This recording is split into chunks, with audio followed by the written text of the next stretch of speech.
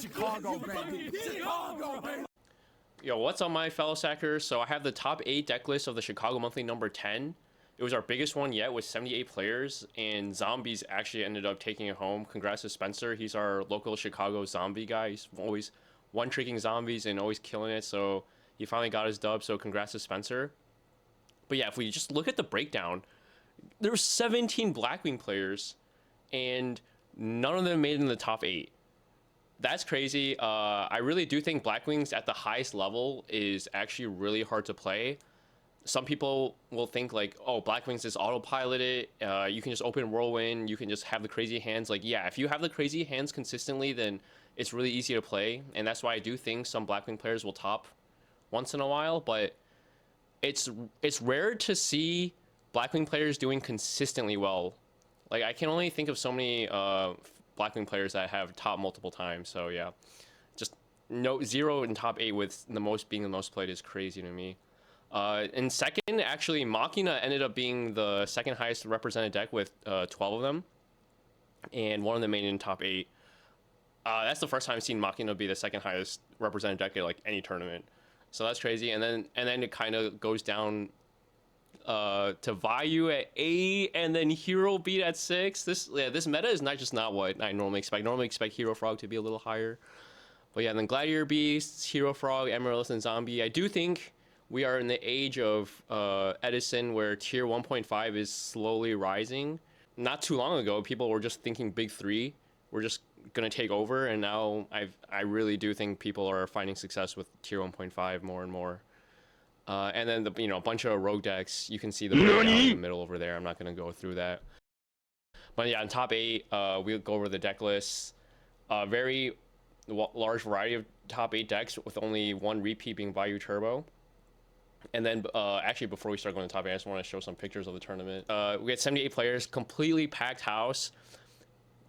This was the first time pre-registration actually capped, and people were coming in the front door not realizing that pre-reg capped, and people were like trying to bring in tables. People were like, oh, I'm gonna go over and buy tables and bring them in just to play in this tournament. That is so crazy. I've never seen that before. So yeah, 78 players, packed house, and then I have Lucas and Spencer. Spencer ended up taking the ulti brain control home with zombies, and Lucas got second with Vayu Turbo. We didn't have the pristine protection gift boxes this time. They didn't come in time, so if the people who made top 4 will get it next time they come in the store. Hey, that's the same dude.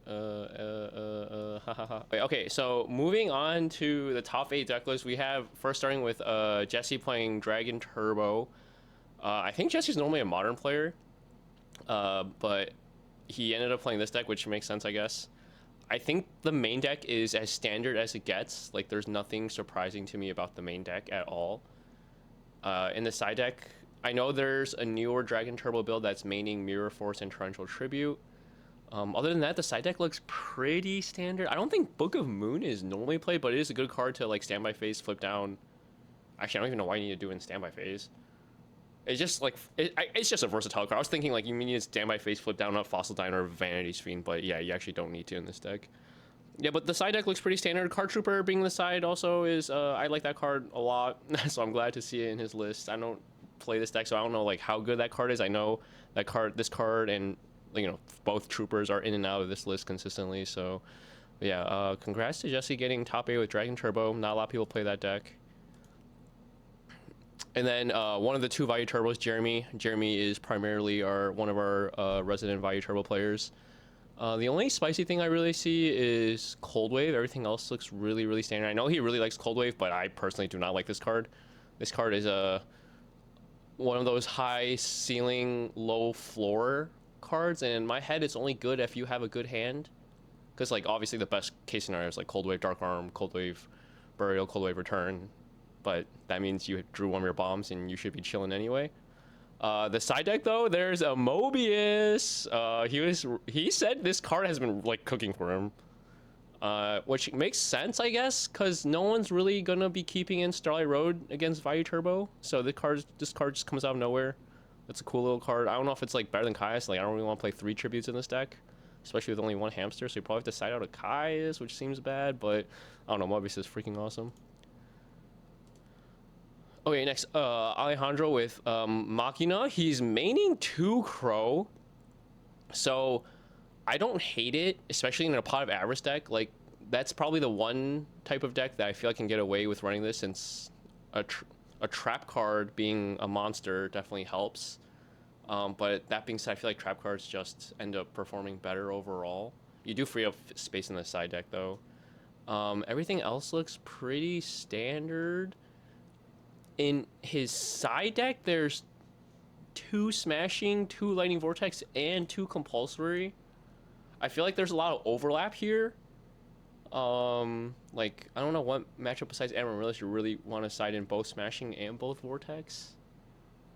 It's probably normally just one or the other, so since they overlap, I don't know. I feel like you're not efficiently using your side deck space, if that makes sense. Like, like, I'm looking at this right now, and I know Machina struggles with frogs, so I would like a little more for frogs, because I feel like against frogs you're really only siding in 6 cards, and it's probably your hardest matchup, or at least one of them.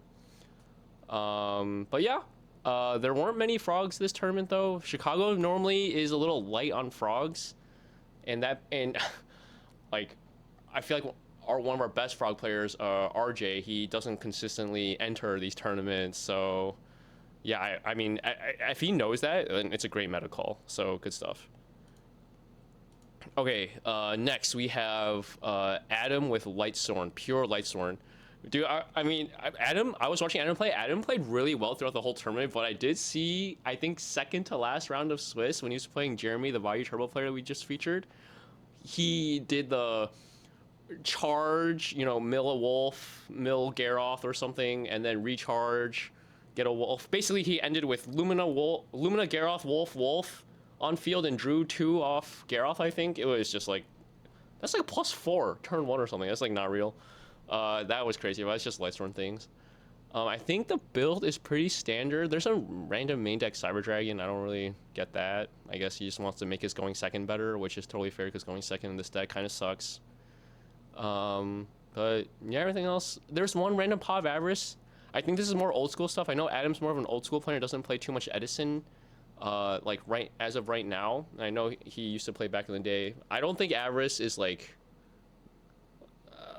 you're gonna put back 5 cards and then make your JD dead, which is like the whole point of the deck. So I don't really know if that's correct or not. But I did see it resolve. So card is broken. If it goes off, I guess in your deck, in your graveyard is like filled. And then in the side deck, dude, what is this guy siding for frogs? What, double Vortex? That's it? I mean, I guess you're double Iron Wall too, so I guess that's something.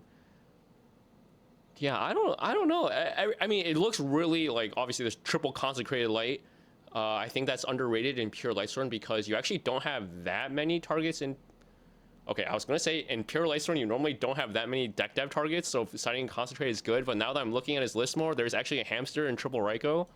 So, how many deck dev targets are here? Where's Lumina? There we go. Honest. Oh god, yeah, that's actually a lot. Okay, so normally I think pure Lightsworn only plays like 1 to 2 Raikou, doesn't play hamster Raikou. So, normally there's like 3 less deck dev, 2 or 3 less deck dev targets, and then you don't care about Plague Necro being deck dev. So there's actually normally not that many. Like as a Vayu player, I tend not to side in deck dev against pure Lightsworn. So.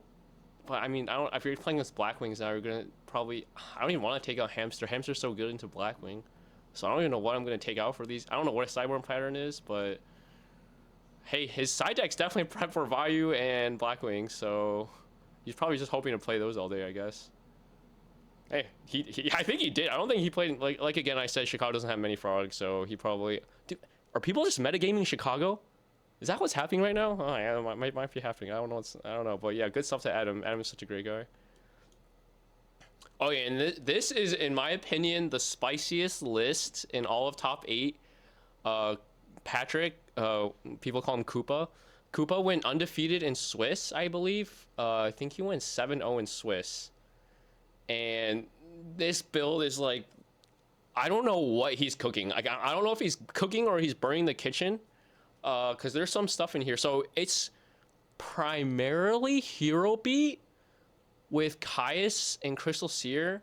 So I've seen like the hero beat list where they play Apprentice Magician into Crystal Seer and then they play Caius. I don't know if that's good. And I think there was Hero Signal too. I don't know if that's good. But Crystal Seer has obviously like, you know, been in and out of hero builds or hero beat builds, mostly out, I'm not gonna lie.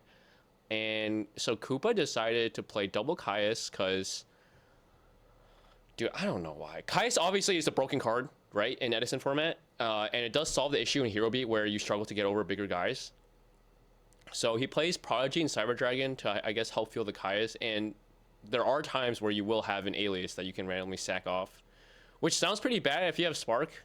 So I don't think there's too much synergy there, but you get to play Brain Control as well. So if you count like these 3 conversions, Prodigy, Cyber Dragon, Brain Control with the random amount, oh, and I guess Call, and there will be a random amount of times you do have an alias on the board just chilling there. But besides that, he's also playing Junk Synchron, Gale. Gale, I get, you know, you have a hard time outing bigger monsters in this deck. Gale is just like an insane card. Like, if you looked back in the day at Edison, like deck lists back then, a lot of people were playing Gale because people just knew how insane that card was. And Stardust was really prevalent back then. I mean, still is, obviously, but yeah, Gale's just an incredible card. So he's only playing 1 Honest because of the reduced light count, or I guess less alias reliancy, I should say. He's like, there are other cards he's trying to play, and then there's a Junk Synchron. So I guess it's roadable, but your only main target is Prodigy. Like, you could bring back Crystal Seer for a 4 for Armory Arm, which is okay. I don't know if like this is real, but I don't know. In my head, it's not real. Like, you only have Prodigy, so like if you open, you have 3 E-Call. So if you open like E-Call, Rhoda, and a Caius, that's cool because you can Stratos for Prodigy and then Rhoda for Junk Synchron after Caius gets answered, which is cool. I don't know, like, I feel like it's mostly a brick. I'm not gonna lie. I feel like it probably gets sided out a lot, but I mean, this guy was cooking. He went 7-0 in Swiss, dude. You had no idea what was coming out. There was definitely some point in the tournament where this guy summons Junk Synchron, revives Prodigy, and people were like, what is happening? So yeah, this is definitely a cool deck. And his side deck, I feel like, is pretty standard. There's nothing too much to say about the side deck. It's a good coverage against mostly into everything. He did Respect Frogs with Massacre Restrict, Fossil Dino Kaiku. There's no Super Poly though, so there's actually not a great way for him to break Dupe Block besides Caius and Spark. But I don't know. I really feel like, dude, I think people are metagaming Chicago. People are metagaming Chicago. There needs to, I don't know if anyone from Chicago or is planning to enter the Chicago event, dude, someone needs to bring in Frogs and just stop this madness. Okay, the other top 4 lists, George with Twilight, and this is a spicy Twilight list. There's 43 cards, which is fine. You know, it's a Lightsworn deck, but you know, there's 2 Fader, which I feel like is not normally common.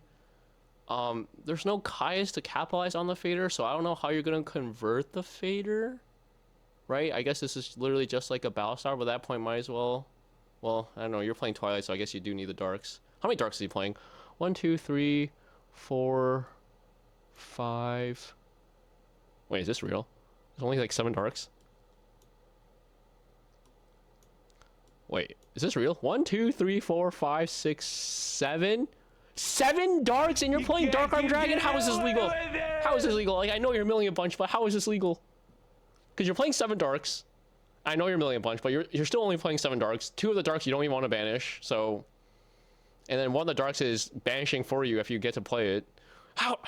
Who let him get away with this? Who let him get away with this? I don't know. George is like a longtime OG player. I knew him back in the day as a kid at my locals. But everything else looks pretty normal. Dude, he's also playing Avarice? Wait, what? You're playing Twilight and you want to have 3 Darks in the graveyard? You want to have a Light and Dark in the graveyard to banish? You want to have 4 names for JD and you're playing Avarice? Dude. Yu-Gi-Oh! Just, you know, it doesn't matter. It's just draw well, play well. That's all that matters, honestly. It really doesn't matter. That's what I've been realizing more and more recently. Side deck is pretty standard. I do feel like there's a lack of respect for frogs going on, though. Like, what is happening? Wait, he's not meaning brain control. Do you just not... I mean, I guess you have less conversions in Lightsworn, but you still have... It's brain control. Bruh. I don't know. And what is this? What is this? You make this? Did he make this? There's no way he made this. What? Huh? What is in here that's not supposed to be in here? But I mean, what is not in here that's supposed to be in here? Thought ruler? Yeah, no, there's no thought ruler. What? Yo, he's a god. You know, it doesn't matter. You know, if Black Wings can win a tournament, well, a YCS without Magical Android, you know, anything can happen. You know, I don't know what's happening anymore. I don't know what's happening. Okay, next, Lucas. So Lucas didn't want to play a Blackwing Vayu deck for the longest time, and eventually he just ended up playing Vayu, and he's been using his... Like, Vayu forces you to use your brain, because if you just go Unga Bunga with Greffer or whatever, you're just going to lose more games than not. So he says he's been really liking the thinking aspect and playing, like, more methodical. The list is... I'm not going to lie. This... Actually, I'm not gonna say. Okay, I was gonna say it. This list is the main deck at least. The main deck is literally what my default is right now. I feel like this is like as standard as it gets. Like the only thing you could say is like you drop a hamster or you drop a charge to make it 40. But yeah, I feel like this is as standard as it gets for the main. And then in the side, it's also pretty standard. I'm not gonna lie. I really do think you should play a triple or the third Dust Tornado though. Vortex has been increasing in popularity recently. I'm not sure why. Like, I'm playing it as well, and I think people have just realized, like, wait, this card is just broken. Like, it's not really for anything besides Titanial and I guess Duplock, but it is just like a good card, you know. Like, people don't expect it. When you go second and you don't have initiative, like, this card's just good to bring in if you don't have a great card to, or if there's not a great card in your main deck and you want to take something out and just put in Vortex against decks that play face up. Yeah, everything else looks pretty normal. So yeah, congrats to Lucas. Good stuff. And then first place, Spencer on Instant Zombie. So I know Spencer was playing, like, Spencer has top 8'd one of these before, and he was playing like instant Tele Zombie with Diva. And I remember telling him, I don't know, I'm not trying to take credit at all, but I do remember telling him one time, like, dude, you should just take out one or the other package. Like, either just play Diva or Krebons. Not both, because that's just way too much. So I guess, well, eventually he did end up doing that, and he took out the Divas, and ended up working for him. So amazing stuff. He played really, really well.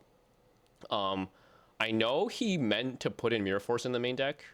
He told me, he's like, dude, I don't have Mirror Force in my deck list. I have to take out. I'm like, well, that sucks. Well, so I don't know if he meant to play 42 or he like filled in. I don't know what ended up happening. But yeah, there's no Mirror Force in this list, which is really, really funny. And Book of Life is just a hell of a card. That card makes your Vayu matchup so good. Makes Vayu have to play differently. You have to, as a Vayu player, I have to like summon my Armed Wing preemptively, which I hate doing because I just feel like I'm bum rushing now. And bum rushing against zombies is not it. That's what they want you to do. The matchup, I feel like the matchup is really hard unless I see oppression. And he's playing Trap Stun. Instant zombies, like Zabo said on my deck on his second place deck profile at Anaheim, he was saying how he was playing Diva Hero Zombie, and now that deck dev and oppression are more prevalent, Trap Stun wants to be in the main deck, and this is the best version of zombies for Trap Stun, in his opinion. And he is playing Gores. I know Silchus Ruin said in his Worlds list that he got 9th with, unfortunately. He didn't play Gores because Trap Stun like super conflicts with Gores. And if Spencer was also planning to play Mirror Force, it would probably conflict even harder. But Gores is Gores. Like, card's broken. No one's going to fault you for playing Gores.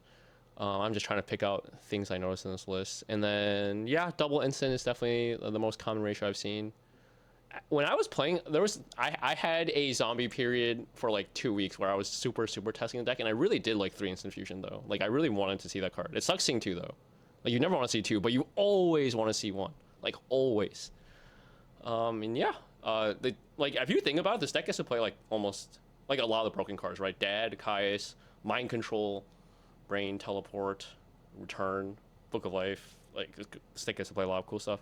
And then the side deck, I will say he loves trap hole. I've seen him trap hole people at locals, Blackwing players, and they're just like, huh, what is that doing there? And then he's playing double rug and double skill drain, so someone's respecting frogs out here. Props to you. Double smashing ground, the beast mode classic in the side deck, vortex as well. This guy, like, there's so many monsters I usually have to deal with as zombies. That's BS. So it totally makes sense to me.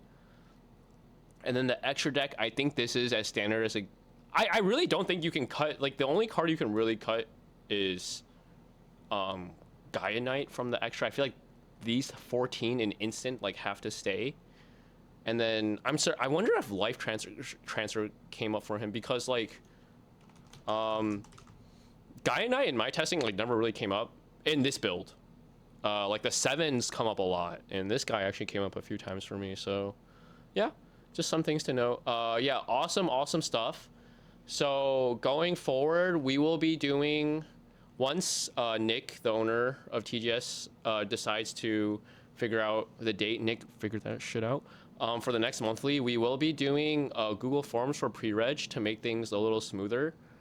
Dude, the tournament started 40 minutes late, and I think we averaged like 50 minutes per round, like including like in between each round, like including the in between each round, the slips, everything was only 50 minutes per round. So the tournament ended really fast. Like, we started like 40 minutes late, but ended like an hour earlier than we expected. So hopefully, with the pre-reg, and we will be making sure registration goes smoother next time. Dude, we were so packed because we had a full house. So yeah, so things will definitely be going smoother next time. If you ever are thinking about going to the TGS monthly,